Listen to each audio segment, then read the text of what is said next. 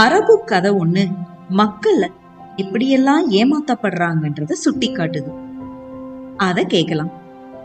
Cairo நகரின் சந்தையில ஒரு முதியவர் மாதுளம் பழங்களை வித்துக்கிட்டு இருந்தார்.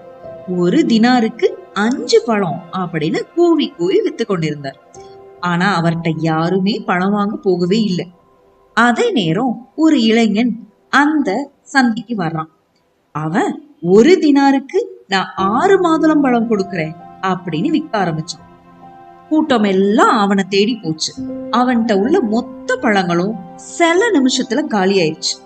அப்போ இந்த முதியவர்கிட்ட அந்த ஆள் வந்து, உனக்கு வியாபார சூட்சுமமே தெரியல, அங்க பாரு அந்த இளைஞன் எவ்வளவு குறுகிய நேரத்துல வித்துட்டு போயிட்டான், அவனை பார்த்து நீ கத்துக்கோ அப்படின்னு அறிவுரை கூறினாராம்.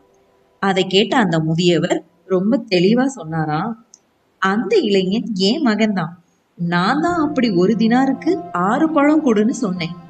எப்பவுமே ஒரு போட்டி இருந்தாதான் விற்பனை சூடு பிடிக்கும்.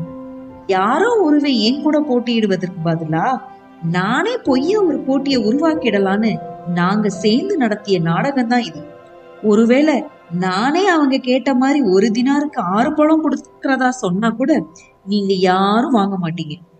மக்களை ஏமாற்றுவது ரொம்ப எளிது. விலை மலிவு அப்படின்னு கூறுறது எங்களோட தந்திரம்.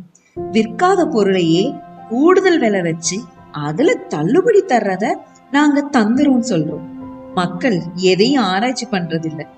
சந்தைக்கு வர்ற புத்திசாலி கூட எங்க பேச்சுல எளிதாக ஏமாந்து விடுவோம் அப்படின்னு சொல்றாரு அந்த முதியவர். இந்த அரபு கதை சந்தையுடைய சூட்சுமத்தை மக்களுக்கு புரிய வைக்குது.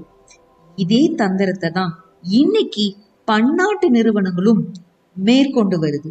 ஒரே நிறுவனம் வேற வேற பெயர்ல பர்பஸை தயாரிக்குது, குளிர்பானம் தயாரிக்குது, சிப்ஸ் தயாரிக்குது.